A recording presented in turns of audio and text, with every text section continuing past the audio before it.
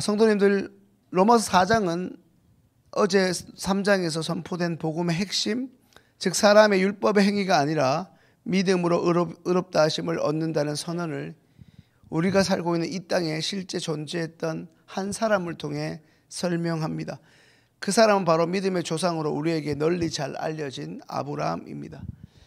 성도님들, 유대인들은 아브라함을 믿음 율법과 할례의 모범으로 여겼지만 사도 바울은 단호하게 이 부분을 말합니다. 그가 행위로서 의롭다 하심을 받았습니까? 아니라는 것이죠. 아브라함은 율법도 할례도 받기 이전에 이미 믿음으로 의롭다 하심을 받은 사람입니다. 좀 더 구체적으로 아브라함의 삶을 살펴보겠습니다. 아브라함은 하나님이 어떤 분인지를 먼저 믿었습니다. 하나님의 약속을 의심 없이 받아들이고 자신의 생각이나 논리보다는 하나님의 신실하심을 더 신뢰했습니다.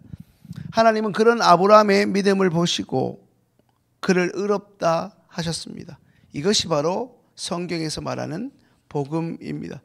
오늘 본문은 아브라함과 다윗의 예를 통해 구약 시대부터 이미 믿음으로 의롭다 하심을 얻은 이른바 복음이 분명히 존재하였음을 보여주고 있습니다.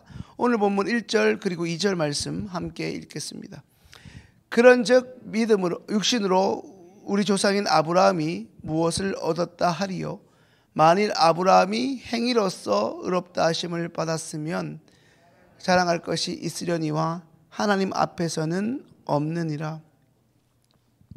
성도님들, 아브라함이 어떠한 행동으로 일종의 행위로 의롭다 하심을 얻었다면 사람들 앞에서는 자랑할 수 있을지 몰라도 결코 하나님 앞에서는 아무것도 자랑할 수 없었을 것입니다. 이처럼 하나님 앞에서의 인간의 의로움은 오직 믿음에서만 나옵니다.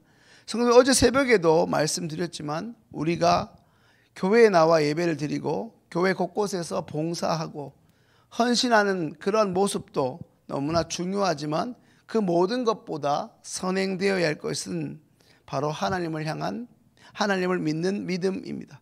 왜 그렇습니까? 우리의 행동이나 행위는 믿음의 열매이지 구원의 조건이 아니기 때문입니다. 우리의 행동이나 행위는 믿음의 열매이지 구원을 받기 위한 선결 조건이 아니라는 것입니다. 우리 어떤 때문에 구원을 받는 것이 아니라는 말씀입니다. 성도님들, 시간이 갈수록 우리는 자신도 모르게 신앙생활의 연수가 깊어지면 본의 아니게 자신의 열심을, 그간의 자신의 공로를 자랑하게 마련입니다. 그러나 하나님 앞에 설 때마다 우리는 다시금 고백할 수 있어야 합니다. 주님, 우리의 삶, 특별히 저의 삶으로는 의롭다함을 입을 수 없습니다. 그저 주의 약속의 말씀을 믿을 뿐입니다 라고 말입니다. 이제 3절 말씀 함께 읽습니다. 성경이 무엇을 말하느냐? 아브라함이 하나님을 믿음에 그것이 그에게 의로 여겨진 바 되었느니라. 방금 PPT 3절에 빨간색으로 믿음에 의로 여겨진 바 되었다 제가 강조하고 있는데요. 함께 읽은 말씀은 우리에게 널리 알려진 창세기 15장 6절의 말씀을 사도 바울이 인용한 것입니다. 아브라함은 하나님이 약속하신 말씀을 소위 액면 그대로 믿었습니다. 그러한 아브라함의 믿음을 하나님께서 의로 여겨주셨습니다. 다시 말해 아브라함이 가진 이 믿음이 의로운 것이 아니라 하나님께서 아브라함의 믿음을 의로 간주하시고 하나님 쪽에서 받아주셨다는 의미입니다. 이제 4절 5절 말씀 함께 읽습니다. 일하는 자에게는 그 삭이 은혜로 여겨지지 아니하고 보수로 여겨지거니와 일을 아니할지라도 경건하지 아니한 자를 의롭다 하시는 이를 믿는 자에게는 그의 믿음을 의로 여기시나니. 성도님들, 복음은 일한 대가로 주어지는 보상이 결코 아니지요. 복음은 아무런 자격 없는 자에게 거저 주시는 전적인 하나님의 은혜입니다. 그런 의미에서 구원에 있어 우리의 공로는 단 1도 없습니다. 여기서 바울은 아주 중요한 표현을 하나 사용하고 있습니다. 경건하지 아니한 자를 의롭다 하시는 하나님. 경건하지 아니한 자를 의롭다 하시는 하나님. 방금 이 말씀은 기독교가 말하는 복음의 정의이기도 하지만 우리에게도 오늘 우리에게도 여전히 유효한 하나님의 약속의 말씀이기도 합니다. 하나님은 죄인된 우리에게 내가 너를 의롭다 한다고 선언하신 것이죠. 그 믿음을 오늘 이 새벽에 나온 우리가 붙잡고 살아가는 것입니다. 이제 6절부터 8절 말씀 함께 읽습니다. 일한 것이 없이 하나님께 의로 여기심을 받는 사람의 복에 대하여 다윗이 말한 바, 불법이 사함을 받고 죄가 가리어짐을 받는 사람들은 복이 있고 주께서 그 죄를 인정하지 아니하실 사람은 복이 있도다 함과 같으니라. 성도님도 잘 아시는 대로 다윗은 당시 절대 권력을 가진 왕이었습니다.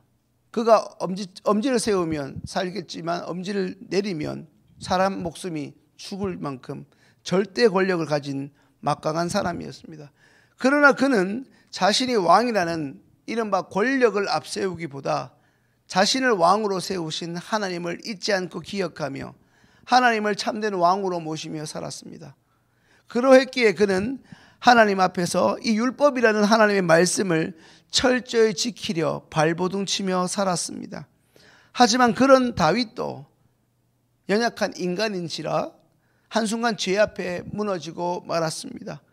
그는 여전히 왕의 자리에 있었지만 자신을 왕으로 세우신 하나님의 그 은혜의 임재가 사라질까 두려워 곧장 하나님 앞에 납작 엎드렸습니다. 성도님들, 성경은 방금 다윗을 포함한 우리가 죄가 없는 존재가 아니라 죄가 덮여진 사람이라는 것을, 특별히 하나님의 은혜로 자신의 죄의 문제가 해결받은 사람이라고, 그런 자가 복된 사람이라 강조합니다. 하나님께서 더 이상 그 죄에 관해 묻지 않으시고 그 죄에 대해서 기억조차 하지 않으신다는 말씀입니다. 이것이 하나님이 죄를 사하셨다는 의미입니다. 오늘 새벽 이 자리에 나온 우리도 이 복음 안에, 복음의 은혜 안에 있습니다. 하나님이 우리의 죄의 문제를 해결하시고자 보내신 독생자 예수 그리스도를 통해 복음의 은혜를 경험한 자들이 바로 저와 이 자리에 계신 분들입니다.